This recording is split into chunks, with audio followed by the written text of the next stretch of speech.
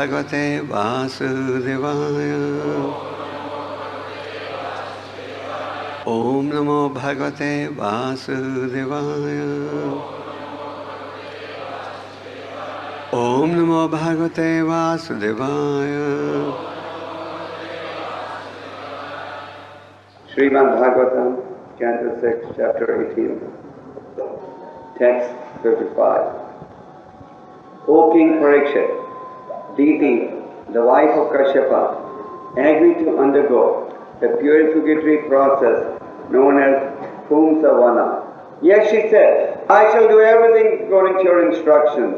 With great jubilation, she became pregnant, having taken semen from Kaśyapa, and faithfully began discharging the vow.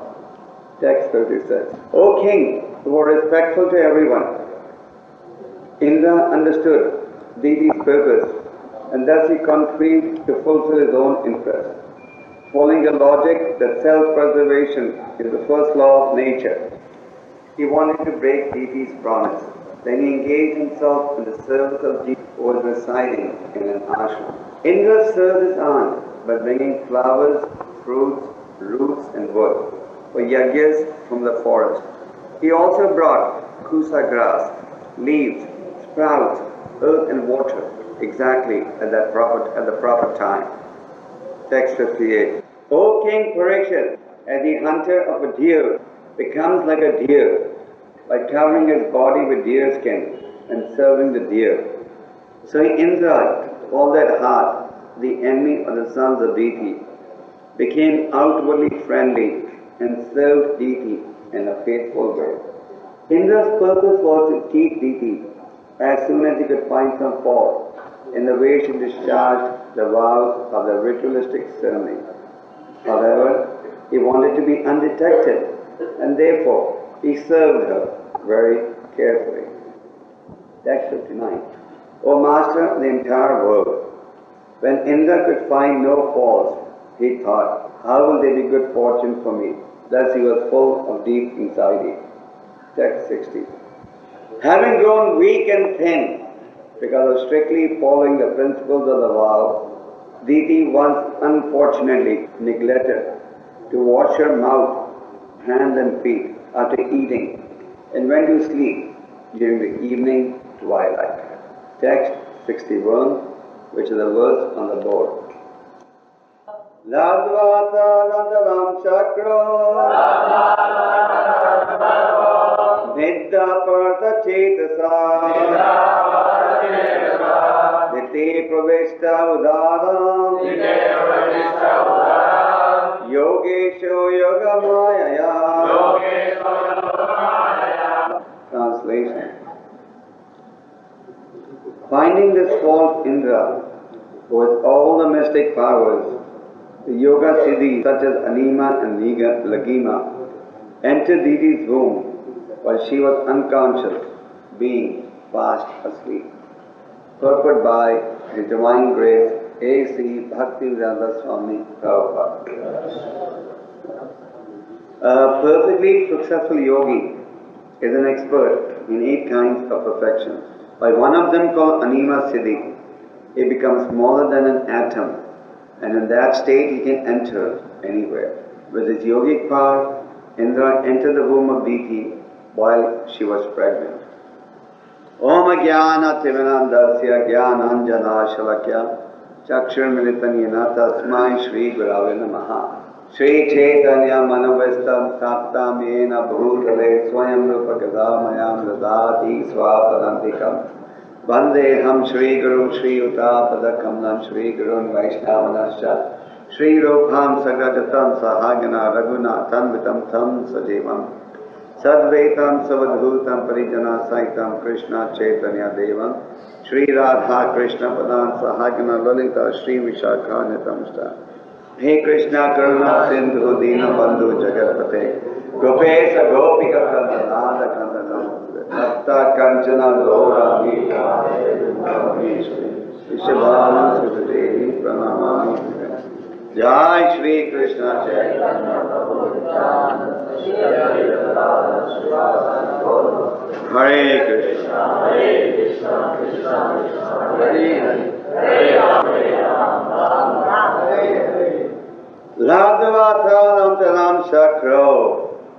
Nidra Partha Chetasa Nite Pravishta Padaram Yogesha Yoga Mahaya.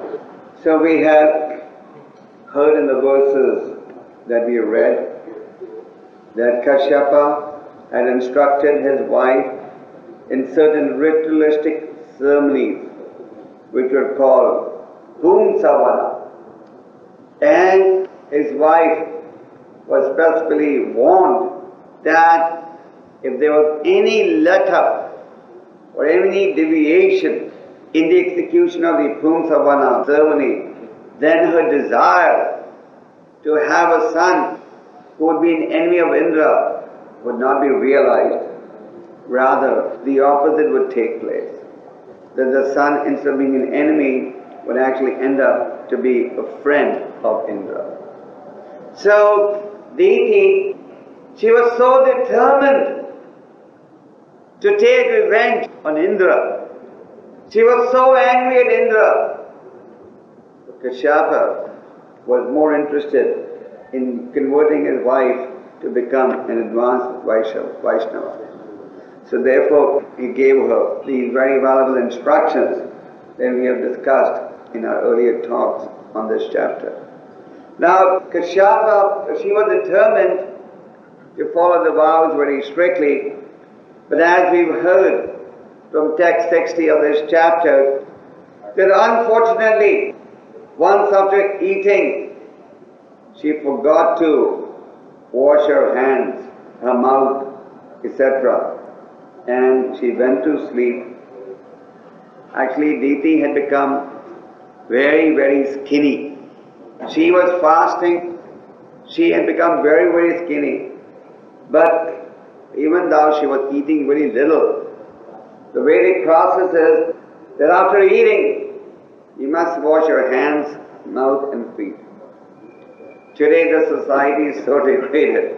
People just don't care for that, isn't it? They just carry. Even many times we give people prasad and then we say, you can wash your hands. And I like it.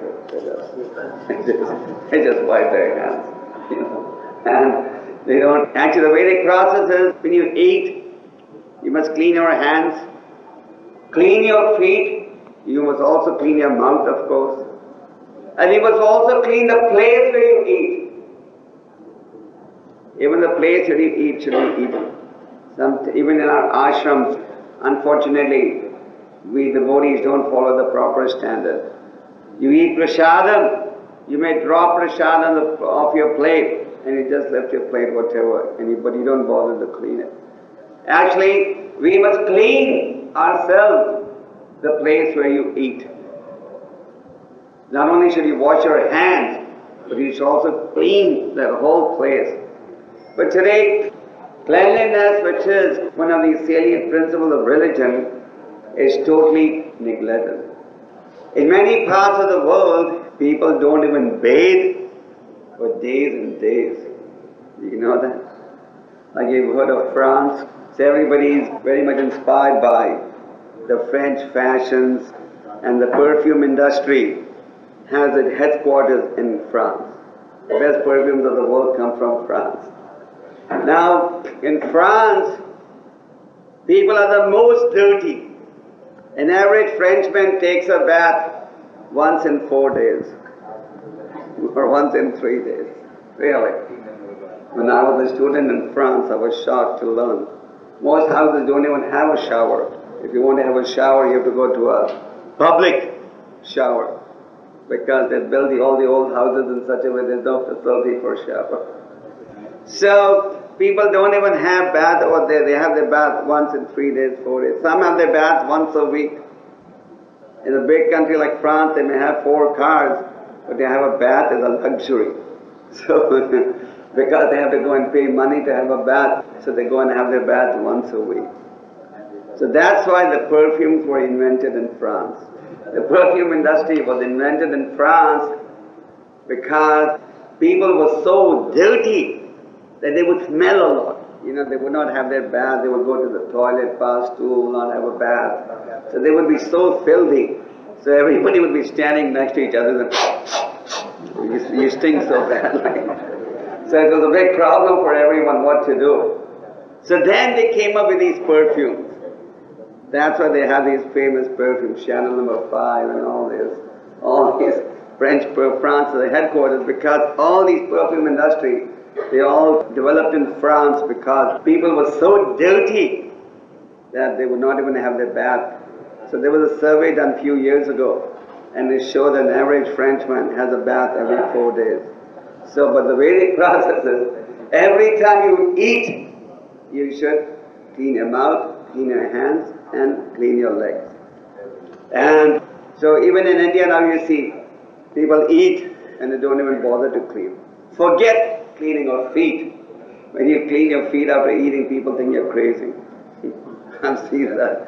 I have a habit of cleaning my feet after eating. So people next to you, they begin, what's this man doing? They think it's crazy. But the Vedic process is that after you eat, you must clean your mouth, clean your hands, and you must also clean your mouth, hands and feet. So one day after eating, deity forgot to do this. Of course, everything happens by the will of the Lord. Even the curse of 𝐃𝐢𝐬𝐭𝐫𝐚𝐜𝐿 on the part of the Kumaras was actually a plan of the Lord. Do you know that? 𝐃𝐢𝐬𝐭𝐫𝐚𝐜 were the doorkeepers of Vaikuntha planets. And they were very alert doorkeepers. They were not like the present-day doorkeepers who go to sleep when the boss is away. The present-day doorkeepers, they all fall asleep in the night, isn't it? Therefore, in our Vrindavan temple, Prabhupada would get up in the night and he would see. And he saw on many nights the watchmen were sleeping. The chowkidars were asleep. So Prabhupada was very upset. He said, what's the use of having chowkidars who go to sleep in the night? Then Prabhupada introduced this rule. Every hour, the chowkidar must go and ring the bell. So you may have seen in Vrindavan, every hour equal to the time, the chowkidar goes and rings the bell, isn't it? We've also introduced that system in Bombay. And I think we should also introduce it in Delhi now. Like if it's 3 o'clock, you ring the bell 3 times. You may have seen that in Vrindavan. If it's 4 o'clock, you ring it 4 times. Why did Prabhupada introduce that? So the chowkidars would not go to sleep. Because if the watchman has to ring the bell every hour, he can't go to sleep. Isn't it? So Prabhupada was an expert spiritualist and an expert manager. So he told us, make this rule, that every hour the chowkidars have to ring the bell equal to the time of the day. So this way the watchman can never go to sleep. 𝐃𝐢𝐬𝐭𝐫𝐚𝐜, however, were not like the present day watchmen. They were very alert and they were very sensitive to the desires of the Lord. So the Kumaras, when they wanted to enter the Vaikuntha planets, actually there were 8 gates. The first 7 gates the Kumaras were able to cross. But in the 8th gate, they were stopped by 𝐃𝐢𝐬𝐭𝐫𝐚𝐜. And the Kumaras said, how dare you stop us from entering into the Vaikuntha planets? And they were very angry. And they said, they will curse. You dare stop us from this? We're going to curse you. And the 𝐃𝐢𝐬𝐭𝐫𝐚𝐜 accepted the curse. They had a choice, but they decided to take the curse by which they would take 3 births in the material world, but in these 3 births they would have the opportunity of having a relationship with the Supreme Lord. So when the Supreme Lord is all pervasive as the Paramatma, he knew what had happened on the gate. He knew at the gate, just like if some incident takes place at our gate, where the chowkidar is arguing with someone, then even if you're sitting inside, you come to the gate to see what's happening. So the Supreme Lord, he came to the gate to see what was happening. He knew what was happening. So when the Kumaras saw that actually the 𝐃𝐢𝐬𝐭𝐫𝐚𝐜 were not ordinary doorkeepers, but actually were very, very dear to the Lord, they felt embarrassed by what they had done. So they started apologizing to the Lord for having cursed these two doorkeepers. And they said, "We are ready to withdraw our curse." But the Lord told them, "You do not have to withdraw your curse. It's my desire that you curse them." Because the Lord was preparing to appear on the planet and He wanted some devotee to manifest Himself with extraordinary power, so the Lord could display one of His six opulences, which is one of unlimited strength. But there was another desire also, another reason why the Lord wanted 𝐃𝐢𝐬𝐭𝐫𝐚𝐜 to be cursed. On one occasion, Goddess of Fortune Lakshmi ji, she was coming to see the Lord and she was stopped at the gate by 𝐃𝐢𝐬𝐿. So Jiva Goswami has given his explanation. So when 𝐃𝐢𝐬𝐿 stopped Goddess of Fortune from coming in, Lakshmi ji did not protest, but in her heart she was angry and she wanted the Lord to reprimand 𝐃𝐢𝐬𝐿 for having stopped her from coming in. But the Lord did not want to do this. He did not want to give the feeling that he was henpecked. So he didn't want to. So Lakshmi ji also controlled herself and he also didn't want to do it. So now when he saw that the Kumaras had cursed 𝐃𝐢𝐬𝐿, the Lord kept quiet. Because he knew this would also satisfy Lakshmi. Because Lakshmi had a little bit of anger at 𝐃𝐢𝐬𝐿. So anyway, the point is nothing happens without the will of the Lord. So actually, we gave this explanation to show that nothing happens without the will of the Lord, to prove the point. The deity on her side was very, very conscientious and determined that she was going to follow the vows, the ritualistic ceremony that her husband had given her. But actually still, in spite of the fact that she was determined to follow these vows very strictly, the puṁsavana vows very strictly, still she made a mistake, isn't it? And she forgot to wash her hands, mouth and feet. Now as soon as Indra detected that she had made this mistake, in the verses we also read how Indra was serving her aunt very affectionately.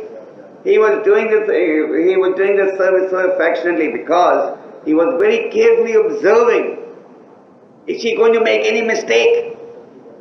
Because Indra knew that if deity doesn't make a mistake, then he is doomed.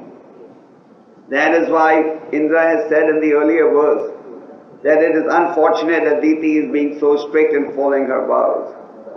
But one night, by the will of the Lord, deity forgot to wash her hands, feet and mouth. And what did Indra do? Then Indra used his mystic powers. To enter into deity's womb while she was unconscious.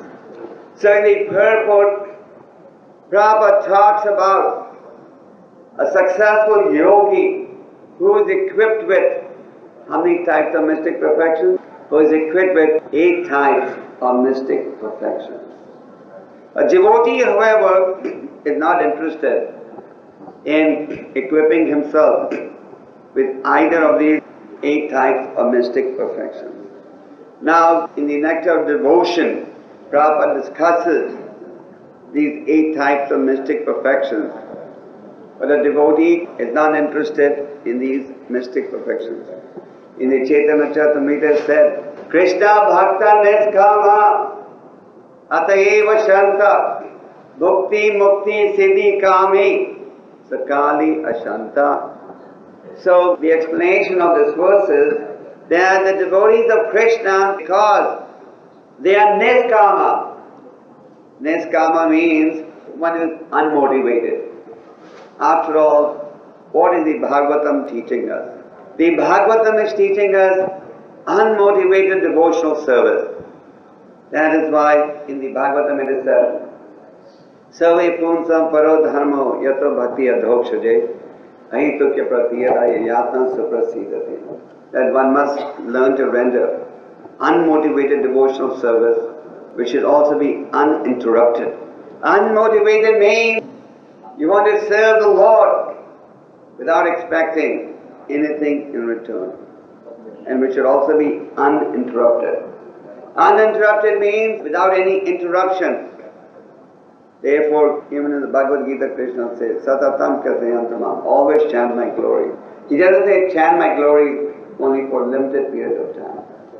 So, Krishna Bhakta Naskamata Eva Shanta.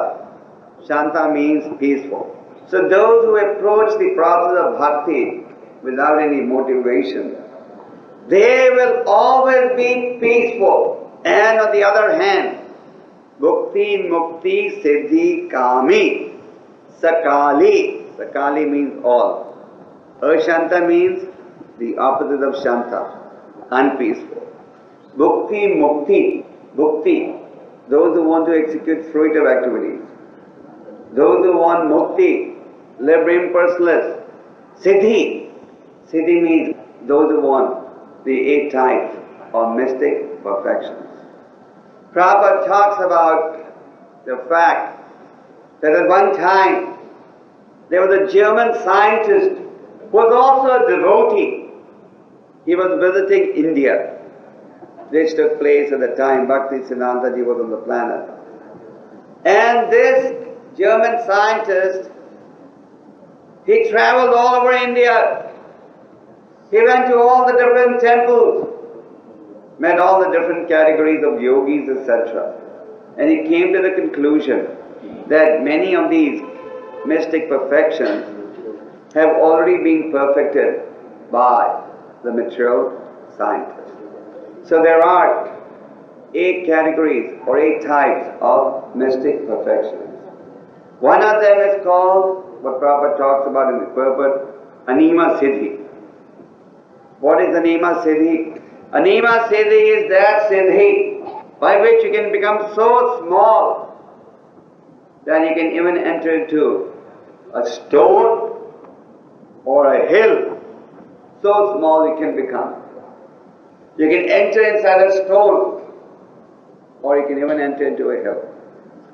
Now this Anima Siddhi has already been realized by the scientists, isn't it? How? They have constructed underground subways, they have constructed underground tunnels, they have constructed roads on hills. If you go to a city in America called Seattle, it was full of hills, but now it's all roads. It goes up, down, up, down, up, down. But it was very beautiful highways, and it was all hilly before. So even in India, we've driven in many parts where there were all hills, but now it's nothing but a road. So the scientists have already perfected Anima Siddhi. Because Anima Siddhi means you become so small that you can enter into a stone or a mountain. So our scientists have already achieved that perfection. Then there is another Siddhi, which Prabhupada also refers in this purport, Lagima Siddhi. Lagima Siddhi is a Siddhi where you can enter into the sun planet by using the rays of the sunshine. Normally if you want to go somewhere, you have to sit in an aeroplane and then go. But one who has Lagima Siddhi, you can just use the rays of the sun. Just imagine, just see how powerful the Siddhi is. Use the rays of the sun, and with the help of the rays of the sun, you can enter into the sun planet. Can you imagine? Just by seeing the rays of the sun.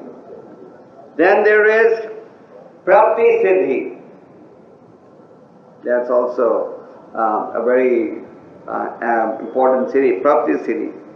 That is, you can enter into the moon. You can even touch the moon with your finger. Can you imagine? Our material scientists are struggling to go to the moon planet. Prabhupada did not fully accept the presentation that they had been to the moon planet. That's a long topic of discussion. So anyway, so scientists have made big claims They've been to the moon planet and they've come back. And how many years they had to prepare for that? How much money? But if you have Prapti Siddhi, you can just keep sitting here in Santnagar, stretch your hand and with your fingers touch the moon and come back. So that's a siddhi called Prapti Siddhi. These days, even if you drop a nuclear bomb, you can only destroy a limited area, isn't it? You can take a bomb and destroy half of Delhi, but you can't drop one bomb and destroy all of India. And certainly, you can't drop one bomb and destroy all the countries on this globe. And certainly, you can't destroy the whole planet.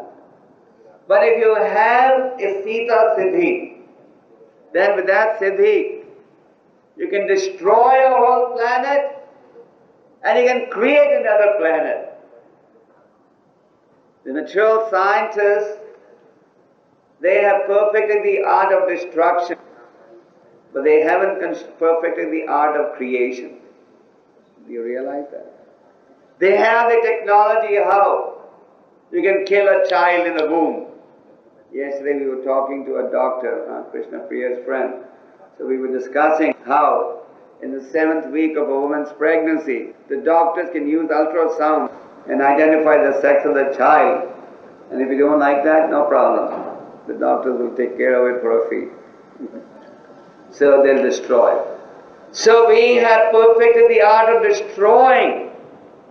We know how to kill animals in a sophisticated way. The slaughterhouses now are pretty sophisticated. They maintain that they don't give much pain to the animals, so it's okay. So we've perfected the art of destroying, but we have not perfected the art of creation. We can kill, but we can't create, isn't it? But a Sita Siddhi is such a powerful Siddhi that you can destroy a whole planet at will.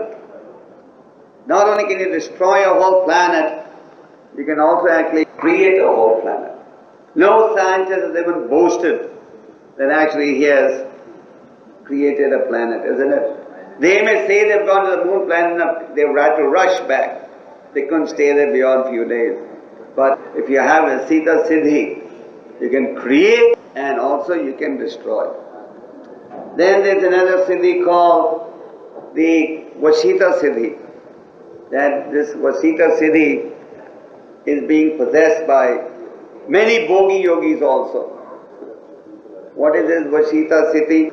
Vashita Siddhi is, you do some black magic, some magic, bring someone under your control and take his money and run away. It's very common. Vashita Siddhi is a siddhi by which you can bewilder the other person. Jadoo kar dete hain. You're talking to somebody, but you have this siddhi, so you'll manipulate his mind in such a way that the man almost becomes unconscious. He loses his intelligence. And then you bewilder him, and he can steal whatever he has in the house or in his pocket and say bye-bye. A lot of Bhogi Yogis possessed as Vashita Siddhi. But now I've come home and my pocket has become empty. Then they go back to the police to arrest the Guruji. So that is, people have a limited version of Vashita Siddhi. But there are more powerful yogis who have the Vashita Siddhi in greater degree. Then there is Prakamya Siddhi. Now in this Prakamya Siddhi, you can create virtually anything you want. You can even do magic. You can make water come out of your eyes and then you come out of that water. This is Prakamya Siddhi. You can do magic. Tears are coming from your eyes and then you come out of that water in front of everyone. So that is Prakamya Siddhi. Then there's another Siddhi called Kama Vashita Siddhi. That is also a type of magic, but in this Siddhi you can defy the laws of nature. Just like it may be very hot, but you can create rain. It may be cloudy, but you can create sun. So in this Siddhi, you do magic, but your magic is in contradiction to the laws of nature. Whereas in Prakamya Siddhi, you do magic, but it is within the limits of the laws of material nature. And then there's another Siddhi by which you can become so light that you can float in water, you can float in the air. Now this Siddhi also, these scientists have already achieved, isn't it? You fly in the planes, isn't it? Then you can only fly in the plane when you become very light. Then they have these parachutes. You know, the people, this is a big sport in the West. You parachute, you know, then there is this glider. There's so many, so these are all. Then you have submarines that go underwater. You have ships. You can live underwater for weeks and weeks now. The submarine is just like a city under a ship, underwater. Then you can go underwater. So these are briefly the 8 types of mystic perfections that one can possibly realize. But a devotee, as Rupa Goswami points out, is not interested in any of these 8 types of mystic perfections. Because to a devotee, all these mystic perfections are temporary. You understand? Therefore, Krishna says in the Bhagavad Gita, Abrahma bhuvana loka punaravartana rajana mamyupeti dakantya punar janmana vidyate. That you may go even to Lord Brahma's planet, but you cannot free yourself from the cycle of birth and death. Therefore, Rupa Goswami, in discussing 3 types of happiness, isn't it? He talks about happiness that you can obtain through material endeavors, happiness through surrendering to the process of bhakti, and happiness through the process of impersonal Brahman. What?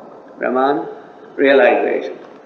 So Rupa Goswami says that happiness obtained through the process of material efforts can end at any time. Isn't it?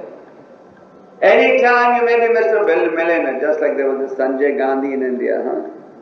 He was so powerful at one time, I remember, isn't it? He was virtually running the whole country. Then one day we were traveling in Gujarat, we saw in the headlines, dies in an airport crash, plane crash.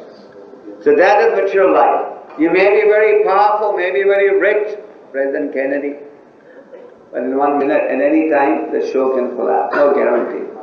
Where so, Rupa Goswami says, material happiness, bekar kar. Don't go after material happiness. Then he talks about happiness in the impersonal Brahman process.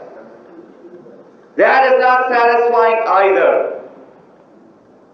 And the gains are also temporary. Whereas the happiness for the main process of bhakti, Rupa Goswami says, is eternal. Why is it eternal? Because you're happy now and you're happy later. In fact, Chaitanya Mahaprabhu says in the first verse of the 6th Shastaka, Ananda Buddhi Vardhanam Pratipadam Puṁsavanaṁ Ratasvadanam.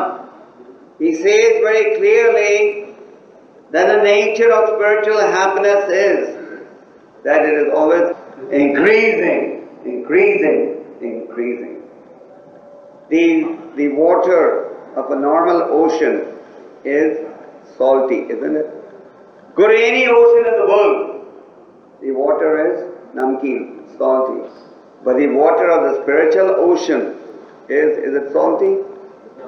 It is sweet. So the water of the material ocean is salty, but the water of the spiritual ocean is sweet. A material ocean has limit to the height of its waves, but spiritual ocean has no limit. So Prabhupada has explained that the waves of the spiritual ocean go on increasing, and the water from the spiritual ocean is sweet and nectareous. That is why Lord Rishabdev also says, Tapo divyam putraka yena sattvam shadayera smar brahma sokyam anantam He says, my dear sons, if you perform austerities for the pleasure of the Lord, then in exchange for these austerities, you will realize spiritual happiness. And what is going to be the nature of this happiness? Vanantam. Vanantam means unending. The spiritual happiness will never end. So the Bhagavatam guarantees that. Bhagavad Gita guarantees that. Nama pruta prasanatana sochitina kancha. Lord Chaitanya guarantees it. That if you surrender to Krishna, your happiness will be unending. But our material mind says, what is the proof? Maybe it is some mythology. And our material mind prevents us from surrendering. So the bottom line is, the devotee doesn't want mystic perfections. He doesn't want fruitive activities. He doesn't want mukti. What does he want? Seva. That is why we chant Hare Krishna. And when you chant Hare Krishna, the 10 offenses to avoid, isn't it?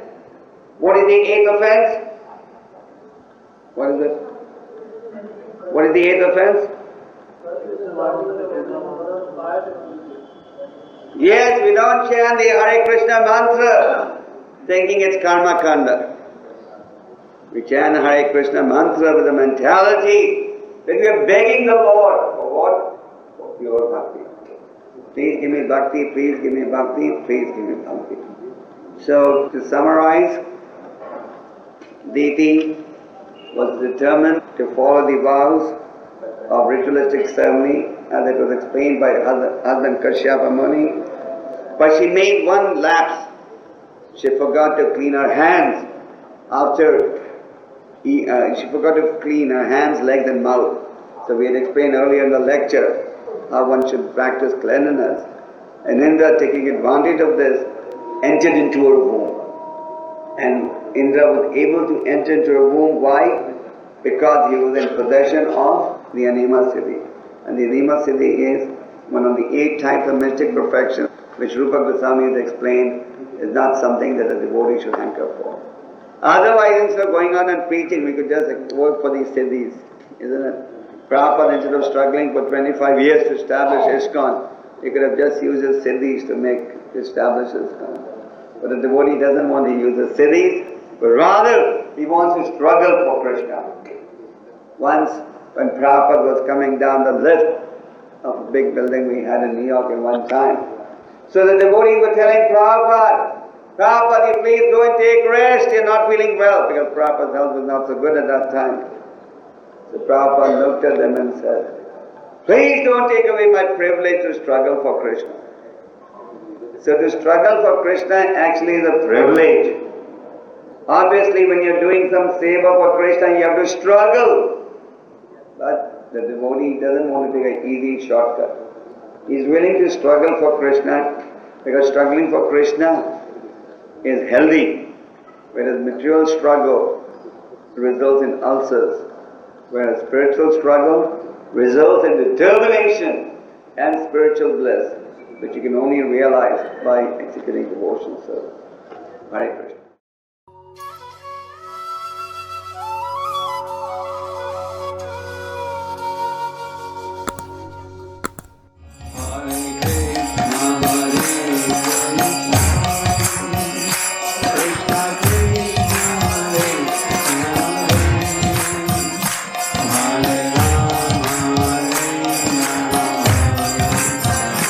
Rama